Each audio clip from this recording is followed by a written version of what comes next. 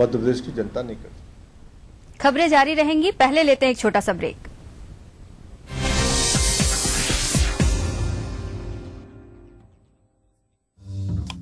जो है मुंबई की आज शाम का प्रतीक रहा है। अगर आपको इस न्यूज चैनल पर दिखाई गई किसी खबर या कार्यक्रम से शिकायत है तो न्यूज ब्रॉडकास्टिंग स्टैंडर्ड्स अथॉरिटी को लिखें। ज्यादा जानकारी के लिए www.nbanewdelhi.com पर लॉग ऑन करें।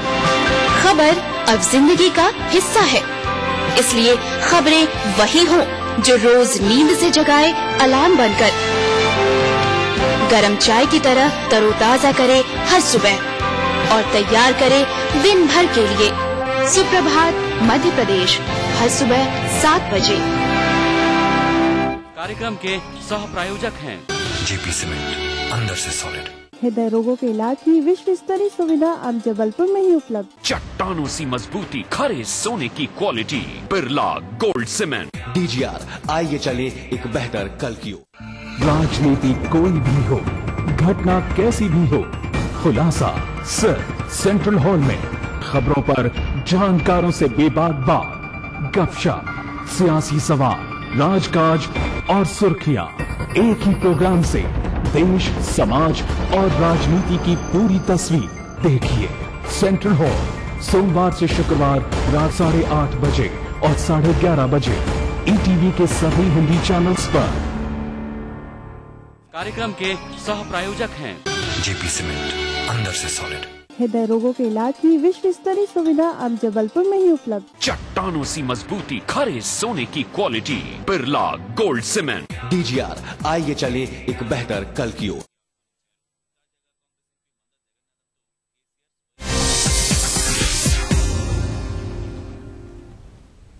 बात करेंगे झारखंड की। झारखंड हाईकोर्ट ने पीए विकास पांडे अपहरण मामले में वारंटी सीता सोरेन को 6 मई तक गिरफ्तार करने के निर्देश दिए हैं। अगर इस दौरान झारखंड मुक्ति मोर्चा विधायक की गिरफ्तारी नहीं होती है तो गृह सचिव और डीजीपी को कोर्ट में हाजिर होने का आदेश दिया है।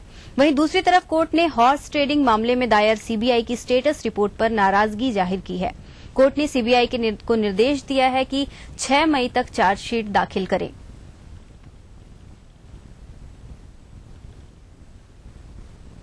जो हॉर्स ट्रेडिंग 2012 से रिलेटेड था उसमें सीबीआई ने अपना स्टेटस रिपोर्ट सबमिट किया और स्टेटस रिपोर्ट से माननीय न्यायालय जो है असंतुष्ट था।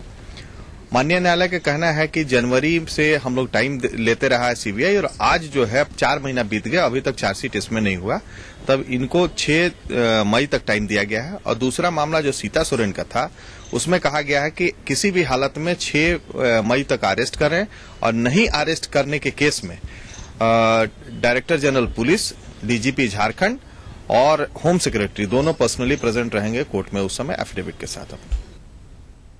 इधर उत्तर प्रदेश की चंदौली पुलिस ने 13 साल की बच्ची के साथ विवाह करते हुए एक डिप्टी एसपी को गिरफ्तार किया है।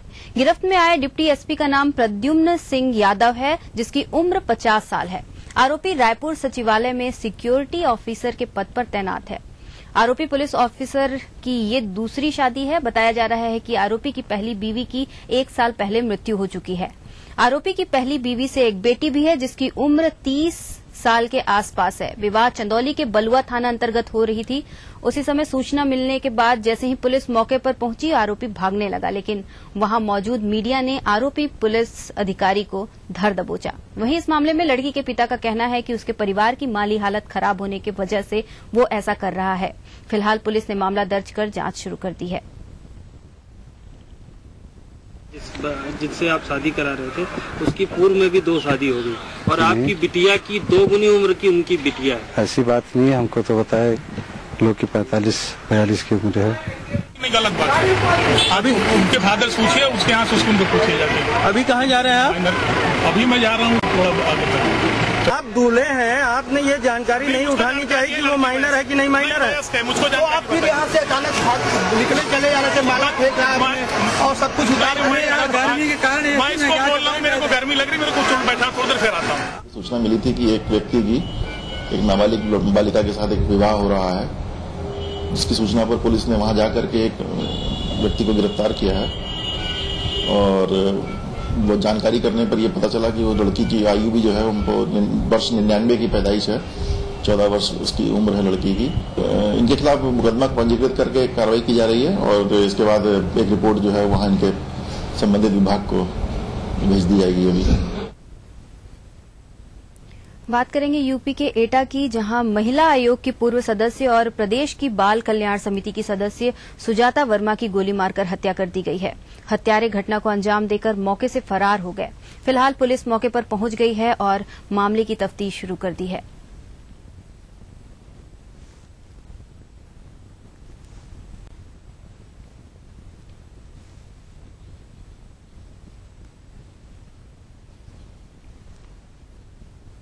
और इधर बात करेंगे अमेरिका की। अमेरिका के बॉस्टन में 3 बम धमाकों में 2 लोगों की मौत हो गई है, जबकि 100 से ज्यादा लोगों के घायल होने की खबर है। पीटीआई के मुताबिक पहले 2 धमाके बॉस्टन मैराथन के दौरान हुए। ये धमाके मैराथन शुरू होने के 2 घंटे बाद फिनिश लाइन के करीब सबवे में हुए, जिनमें 2 लोगों की मौत हो गई और करीब 40 लोग घायल हो गए। तीसरा धमाका JFK लाइब्रेरी के पास हुआ। फिलहाल बॉस्टन पुलिस ने धमाकों के आतंकी हमला होने की पुष्टि नहीं की है। हालांकि अमेरिकी राष्ट्रपति बराक ओबामा ने शहर के हालात का जायजा लेने और राहत और बचाव कार्यों की जानकारी के लिए बॉस्टन शहर के मेयर टॉम मेनिनो और गवर्नर डेवल पैट्रिक से बात की है। दूसरी तरफ न्यूयॉर्क और वॉशिंगटन में भी सुरक्षा व्यवस्था कड़ी कर दी गई है। आपको बता दें कि अमेरिका के बॉस्टन में 3 बम धमाके हुए थे, जिसमें 2 लोगों की मौत हो गई है।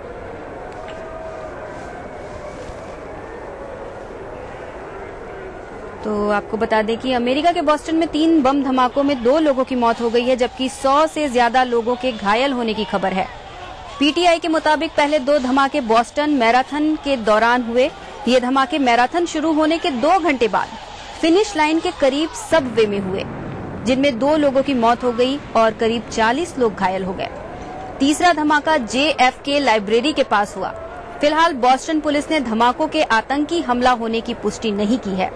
हालांकि अमेरिकी राष्ट्रपति बराक ओबामा ने शहर के हालात का जायजा लेने और राहत बचाव कार्यों की जानकारी के लिए बॉस्टन शहर के मेयर टॉम मेनिनो और गवर्नर डेवल पैट्रिक से बात की है।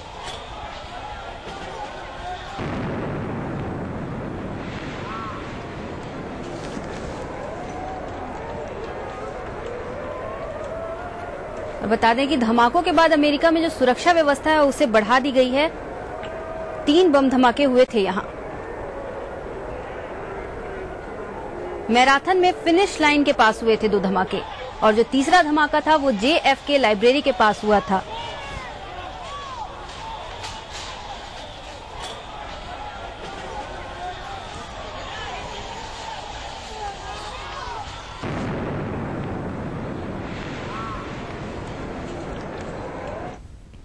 वक्त है एक ब्रेक का, जल्द हाजिर होंगे।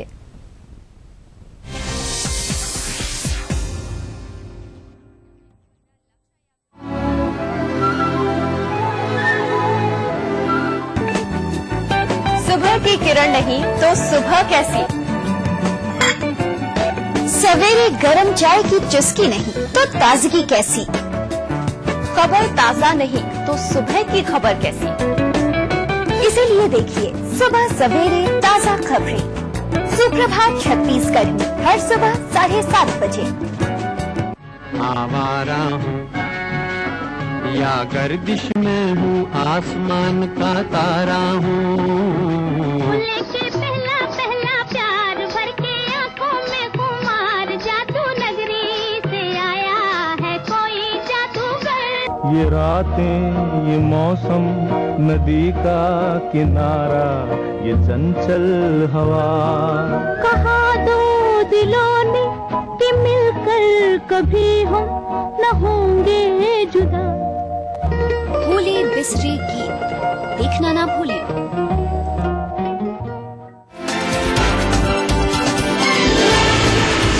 खास खबर तब होती है जब कोई बात हो उसमें, आम खबरों की भीड़ जो दिखाई अलग से।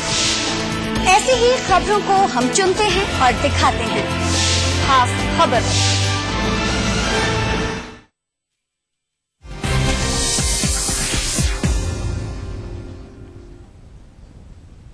महंगाई की मार से जूझ रही जनता को तेल कंपनियों ने थोड़ी राहत दी है। आज से पेट्रोल की कीमत 1 रुपए कम हो गई है। एक महीने में ये तीसरा मौका है जब पेट्रोल की कीमत में कमी की गई है। इसकी वजह अंतर्राष्ट्रीय बाजार में पेट्रोल की कीमत में आई गिरावट बताई जा रही है। इस कमी के साथ ही दिल्ली में पेट्रोल की कीमत प्रति लीटर 66.09 रुपए, कोलकाता में 73.48 रुपए, मुंबई में 72.88 और चेन्नई में 69.08 रुपए हो गई है। आपको बता दें कि इससे पहले इसी महीने की 2 तारीख और 16 मार्च को पेट्रोल की कीमत कम की गई थी।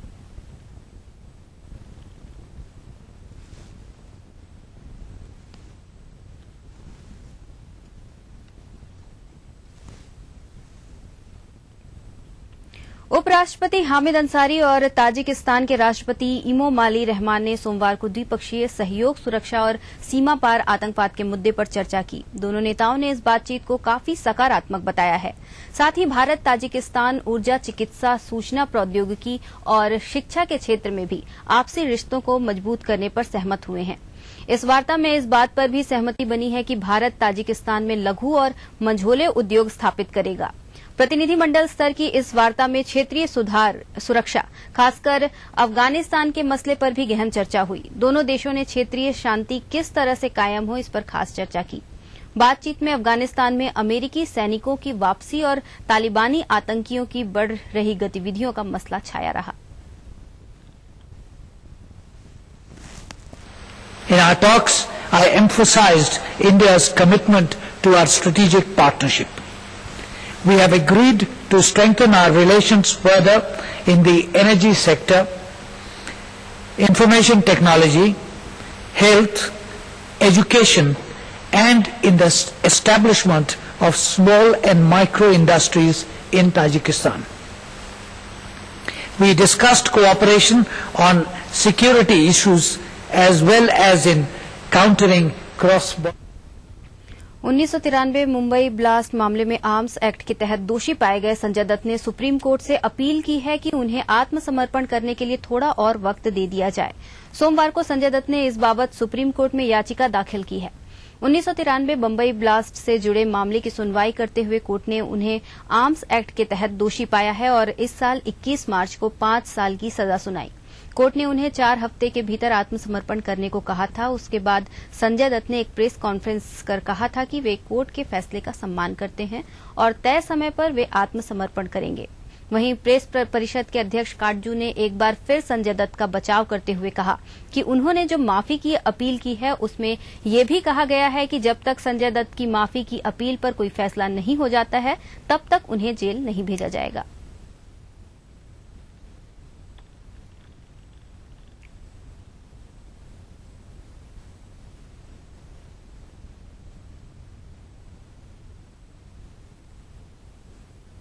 राम अगर 5 साल के इक्विवेलेंट सजा भुगत चुका है, 18 महीने जेल में रहा, उसके बाद 5 साल लगे उसको अपना करियर रिस्टोर कराने में, क्योंकि वो ब्रांड कर दिया गया था एज ए टेररिस्ट और फिल्में नहीं मिलती थी उसको, बैंक लोन नहीं मिलते थे, फिर वो बहुत मुश्किल से 5-6 साल लगा उसको अपना करियर रिस्टोर कराने में। तो हमने कहा जब तक ये पार्डन पिटीशन न डिसाइड हो तब तक उनको जेल न भेजा जाए, क्योंकि वो 21। बुलेटिन में इतना ही। मुझे दीजिए इजाजत और आप देखिए आज की तिरछी नजर। नमस्कार।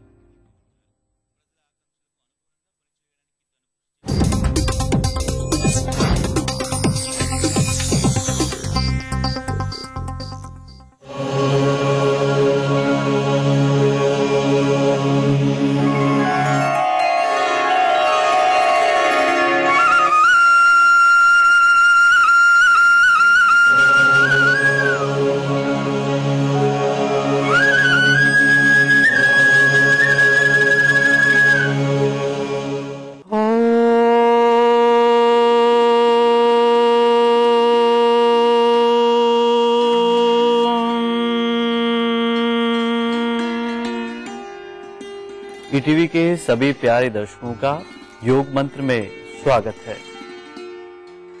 मैं योग गुरु डॉक्टर महेंद्र सिंह और मेरे साथ में है मेरी सहयोगी डॉक्टर नेहा। आज हम करेंगे हलासन का अभ्यास, लेकिन इससे पहले एक बार फिर से देख लेंगे कल हमने जिस आसन का अभ्यास किया था। वक्रासन को करने के लिए दोनों पैर सामने से खोल लें। पहले दोनों पैर मिलाकर रखें, दोनों हाथ थाइस के पास में रखें, रीढ़ की हड्डी को भी बिल्कुल सीधा रखें, दृष्टि सामने रखते हुए अब धीरे से अपने बाएं पैर को, लेफ्ट लेग को घुटने से मोड़ते हुए दाहिने पैर के नीचे की तरफ ले जाएंगे और दूसरे पैर को बिल्कुल सीधा रखेंगे। अब जो पैर ऊपर की तरफ मोड़ रखा है उसका विपरीत हाथ कोहनी से मोड़ते हुए थाइस का अधिकतम प्रेशर पेट की तरफ बनाएंगे और दूसरा हाथ कमर के पीछे लपेट लेंगे। श्वास को पूरा बाहर निकालते हुए अधिकतम पीछे की तरफ देखेंगे, अर्थात दोनों कंधों को एक सीध में करने की कोशिश करेंगे।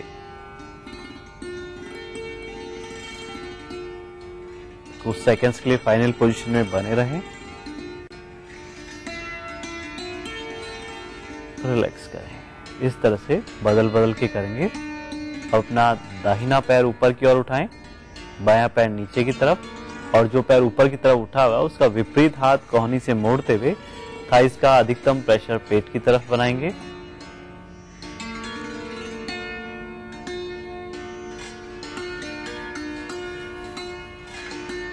बदल बदल के करते रहें इस तरह से। हलासन को करने के लिए अपने पीठ के बल लेट जाएं सबसे पहले। अब धीरे धीरे दोनों पैरों को 90 डिग्री कोण पर ऊपर उठाएंगे। अब धीरे धीरे पैरों को और ऊपर की ओर उठाएं, कमर पर सपोर्ट कर लें, अर्थात सर्वांग आसन की स्थिति में जाएं और धीरे धीरे श्वास को पूरा बाहर निकालते हुए दोनों पैरों को, अर्थात पैर के पंजों को सिर की तरफ ले जाएं। पैर के पंजों को जमीन से छुआ दें। कुछ सेकंड्स के लिए रुके रहें इसी पोजीशन में। दोनों हाथों को बिल्कुल सीधा कर लें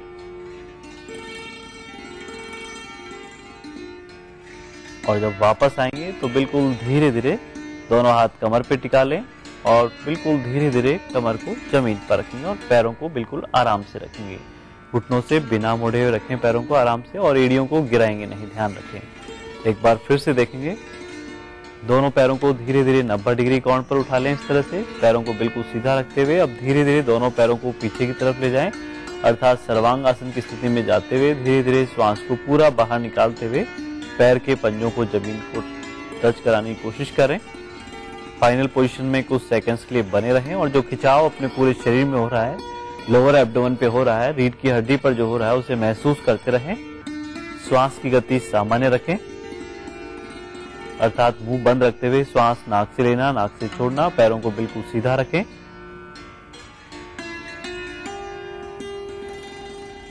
और बिल्कुल धीरे धीरे वापस आ जाएं, अर्थात पैर की एड़ियों को गिराएंगे नहीं, बिल्कुल आराम से रखेंगे, रिलैक्स करेंगे, सामान्य कर लेंगे श्वास को। बेहद उपयोगी है ये हलासन का अभ्यास, विशेषकर जिनको थायराइड या पैराथायराइड संबंधी शिकायत रहती है, डायबिटीज है, मोटापा जिनको रहता है, उनके लिए तो बेहद उपयोगी है ये हलासन का अभ्यास। लेकिन ध्यान रखें, जिनको भी चक्कर अधिक आते हों या फिर हाई बीपी, हार्ट की प्रॉब्लम हो, स्लिप डिस्क की शिकायत जिनको हो, कमर दर्द जिनको हो, वे इस आसन का अभ्यास बिल्कुल भी नहीं करें और करें तो किसी योग गुरु की देखरेख में ही करें। आज का योग मंत्र है, कोई भी आसन या प्राणायाम करते समय ध्यान रखें कि पहले श्वास की प्रक्रिया सामान्य रहे, अर्थात श्वास भरते समय किसी भी आसन का अभ्यास बिल्कुल भी नहीं करें।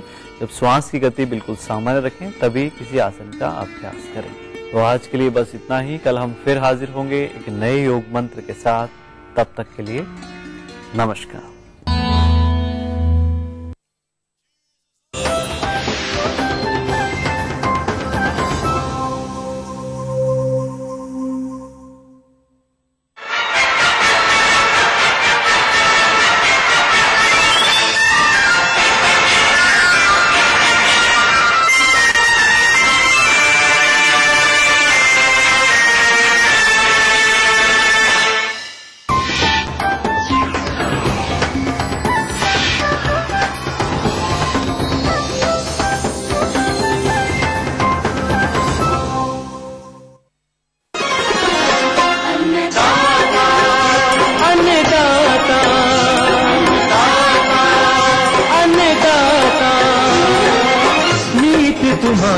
अन्नदाता, पग पग पर है संग तुम्हारे अन्नदाता। लहू किसानों का बन के पसीना सींचता है धरती का सीना। मेहनत का तेरी हक दिलवाने, नई तकनीक नई खोज बताने। पशुधन को गुणवान बनाना, पौध सुरक्षा को सिखलाना, खेती के सब गुर समझाने, भारत का सरताज बनाने।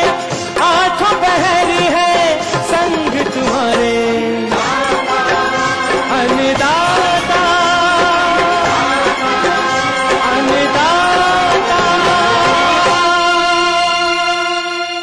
सुप्रभात, स्वागत है आज के अन्नदाता कार्यक्रम में। आइए जानते हैं क्या है आज के मुख्य अंश।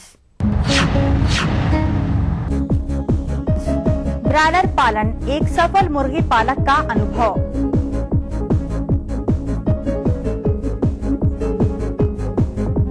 बसंतकालीन गन्ने की बुवाई पर जानकारी।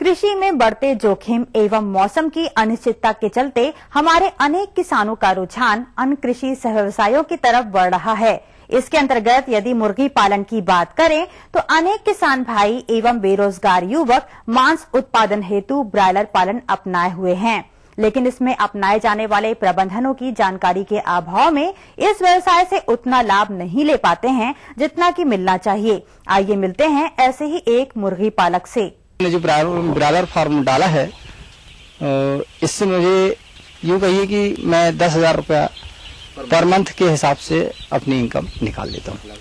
एक साल में लगभग पूरा 1 लाख रुपए मुझे बचता है। लेकिन इन्हीं किसानों के बीच ग्राम बेलसरी, जिला बिलासपुर के राम कुमार यादव एक ऐसे कृषक हैं जिन्होंने छोटे स्तर पर ब्रायलर पालन प्रारंभ किया और वैज्ञानिक प्रबंधनों को अमल में लाकर वर्तमान में प्रति वर्ष 6,64,400 रुपए की शुद्ध आय प्राप्त कर रहे हैं और उस क्षेत्र के किसानों एवं बेरोजगार युवकों के लिए प्रेरणा के स्रोत बन गए हैं। तो आइए मिलते हैं उन्हीं से और जानते हैं उनके आय व्यय के बारे में। से 8 से 10 साल हो गया है। इसको मैं बहुत छोटे रूप से कर रहा था, 200 से स्टार्ट किया था और आज करेंट में मेरे पास कैपेसिटी 9,000 की है। ये मेरा साल में 7 से 8 लाख निकाल लेता हूँ मैं। वर्तमान में 9,000 बट तैयार है, 2 किलो से 2.25 किलो 2.5 किलो तक का। अभी आज की डेट में तो 88 रुपए है चिकन प्राइस, जो हमारे से जो ले जाते हैं ट्रेडर उन लोग के लिए। किसान भाइयों, यह कृषक प्रतिवर्ष मुर्गियों के 7 बैच निकालते हैं, जिससे इन्हें प्रतिवर्ष 6,64,400 रुपए की शुद्ध आय प्राप्त होती है। अतः अब चर्चा करेंगे इनके प्रतिवर्ष खर्चों के बारे में, जिसके अंतर्गत सर्वप्रथम बात आती है अचल पूंजी की, जिसमें शेड की बात करें तो इन्होंने 30 बाई 167 फीट के 2 शेड बनवाए, जिसमें कुल लागत लगभग 8 लाख रुपए लगी, जो कि 25 साल के लिए वैध है। अतः इस पर प्रतिवर्ष घिसावट व्यय लगभग 32,000 रुपए होता है। मुर्गियों के आहार एवं पानी के बर्तनों पर खर्च 2 लाख रुपए आया, जो कि 5 साल तक चलेंगे, जिनका प्रतिवर्ष घिसावट व्यय 40,000 रुपए होता है। इसी तरह शेड के चारों ओर जाली लगाने पर 70,000 रुपए खर्च हुए, जो कि 10 वर्ष के लिए वैध हैं। अतः प्रतिवर्ष इनका घिसावट खर्च लगभग 7,000 रुपए आएगा। मुर्गियों को गर्मी से बचाने हेतु इन्होंने शेड में फव्वारे लगाए, जिस पर कुल खर्च 20,000 रुपए आया, जो कि 5 साल तक चलेंगे। इस पर प्रतिवर्ष घिसावट व्यय 4,000 रुपए होगा। इस प्रकार प्रतिवर्ष अचल पूंजी का घिसावट व्यय 83,000 रुपए होता है तथा शेष बची अचल पूंजी पर 1 वर्ष का बैंक ब्याज 78,540 रुपए होता है। अतः कुल निवेशित अचल लागत 1,61,540 रूपए वार्षिक होती है। जहां तक बात चल पूंजी की है तो प्रति मुर्गी के हिसाब से खर्च इस प्रकार है। प्रति चूजे की खरीदी पर 25 रुपया, प्रति मुर्गी आहार प्रबंधन 100 रुपया, टीकाकरण एवं औषधियों पर 7 रुपए, विद्युत बिल 1 रुपया प्रति मुर्गी, मजदूरी पर व्यय 1 रुपए प्रति मुर्गी, लीटर पर खर्च 1 रुपया प्रति मुर्गी आता है। इस प्रकार इन्हें प्रति मुर्गी 135 रुपए का खर्च आता है और एक मुर्गी 40 से 45 दिनों में 2 किलोग्राम की हो जाती है। चूँकि यह प्रति बैच 9,000 मुर्गियां रखते हैं, इस प्रकार इनका प्रति बैच पर चल लागत 12,15,000 रूपए होता है तथा एक वर्ष में यह 7 बैच रखते हैं, अतः वार्षिक चल लागत 85,05,000 रूपए होती है। किसान भाइयों, चूँकि यह किसान भाई प्रति बैच 9,000 चूजे खरीदते हैं, जिस पर इन्हें कंपनी द्वारा 2% अतिरिक्त चूजे दिए जाते हैं।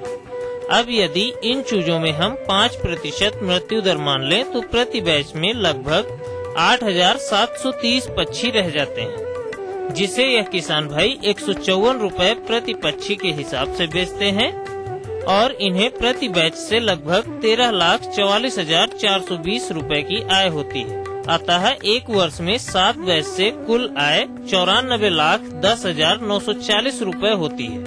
किसान भाइयों, अब इनके द्वारा प्राप्त इस कुल आय में से 86,66,540 रूपए घटाने पर इन्हें एक वर्ष में 7,44,400 रूपए का शुद्ध लाभ प्राप्त होता है।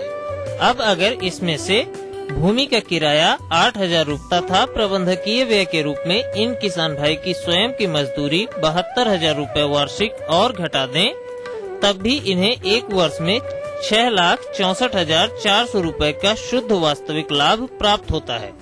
किसान भाइयों, इतना अच्छा लाभ प्राप्त करने के लिए इन्होंने मुर्गी पालन में कौन कौन से प्रबंधनों को अमल में लाया, इसके लिए देखना ना भूलें हमारा कल का अंश।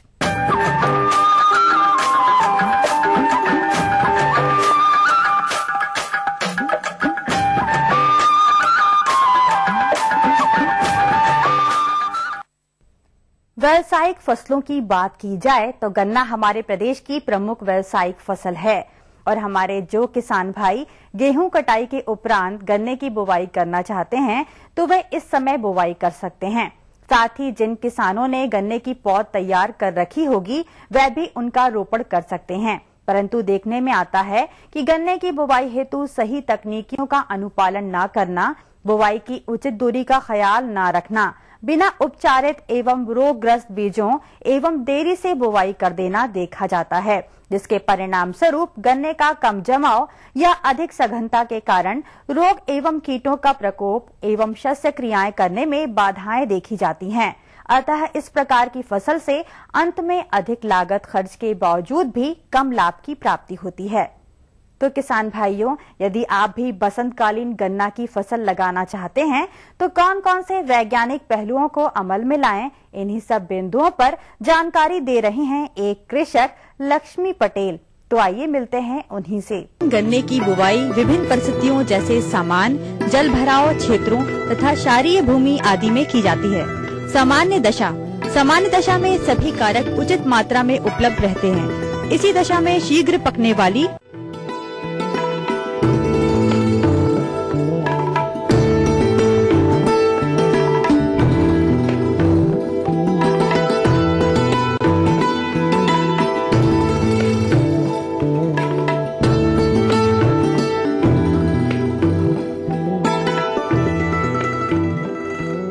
इस आधार पर दोमट मिट्टी, ऊंची या मध्यम जमीन जहां जल निकास की अच्छी व्यवस्था हो अधिक उपयुक्त है। एक की जड़ें काफी गहराई तक जाती है, इसलिए खेत की गहरी जुताई आवश्यक है। इसके लिए खेत की जुताई 2 बार मिट्टी